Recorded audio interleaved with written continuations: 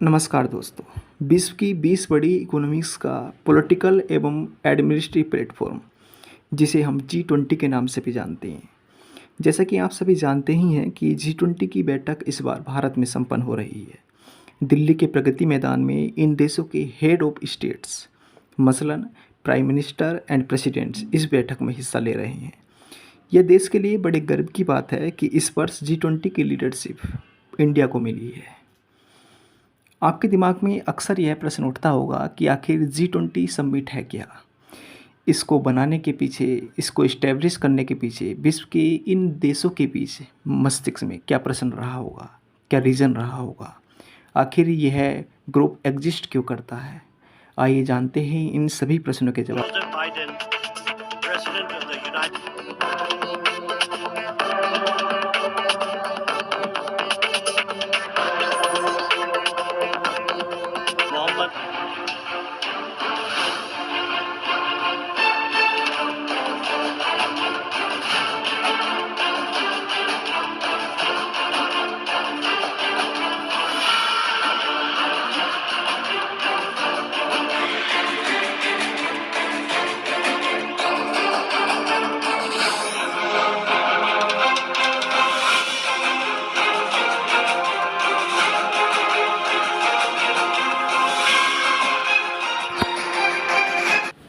G20 को origin को समझने से पहले G7 के ओरिजिन को समझना बहुत ज़रूरी है।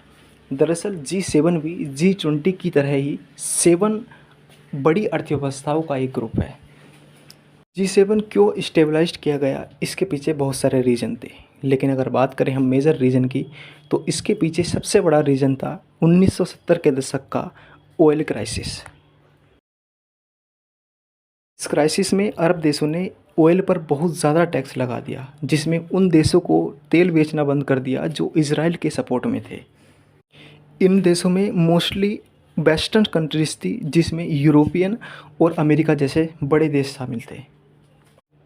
इस ऑयल क्राइसिस का सबसे बड़ा जो इम्पैक्ट पड़ा वो इन्हीं बड़ी अर्थव्यवस्थाओं पर पड़ा, जैसे USA, America, Japan, France, Italy, England, Canada. लेकिन इस सब ग्रुप 7 के अस्तित्व में आने के लिए और भी बहुत सारे कारण थे, जिसमें ईरान और इराक के मध्य भीषण संघर्ष। इस समय ईरान और इराक के मध्य बहुत ज़्यादा संघर्ष चल रहा था, और साथ में इसी समय पर अफ़गानिस्तान द्वारा सोवियत संघ, जिसे रूस के नाम से भी जानते हैं, द्वारा कब्जा किया गया। कुल मिलाकर इस समय पूरा विश्व अंतर्राष्ट्रीय आर्थिक चुनौतियों का सामना कर रहा था। विश्व के बिगड़ते इन्हीं हालातों में विश्व की इन बड़ी अर्थव्यवस्थाओं ने यह फैसला किया कि यदि पूरे विश्व को वापस ट्रैक पर लाना है तो हमें एक साझा आर्थिक नीति को अपनाना होगा। इसी को देखते हुए 1973 में अमेरिका के वाइट हाउस में USA, जर्मनी, फ्रांस और यूनाइटेड किंगडम ने एक बैठक की, जिससे G7 अस्तित्व में आया। 2 साल बाद 1975 में जापान और इटली को भी इस ग्रुप में शामिल किया गया, और इस प्रकार ये ग्रुप G4 से G6 बन गया। 1 साल बाद 1976 में कनाडा ने भी इस ग्रुप को ज्वाइन किया, और इस प्रकार G7 इस्टेब्लिश्ड हुआ।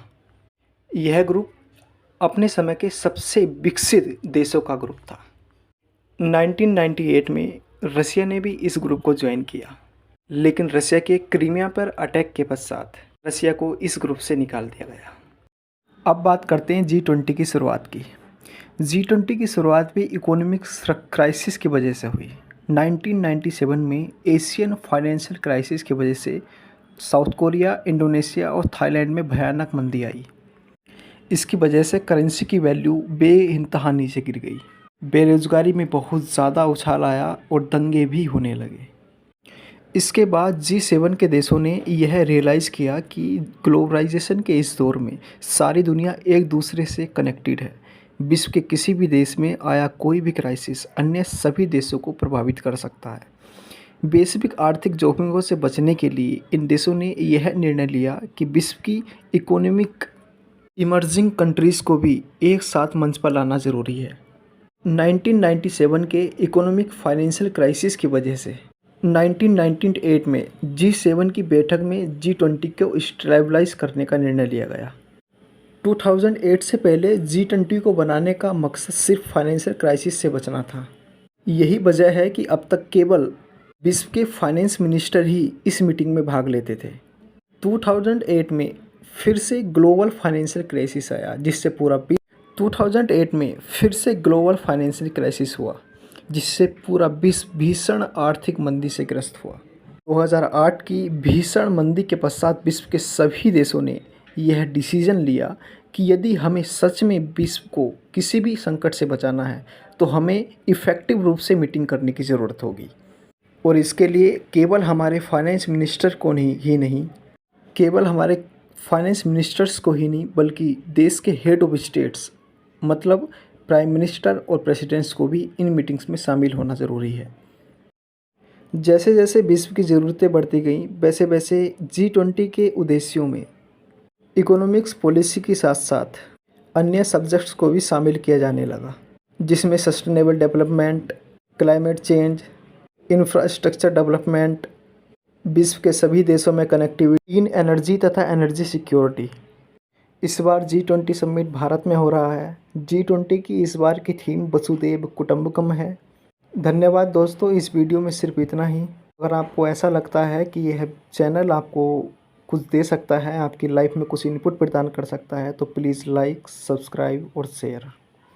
धन्यवाद।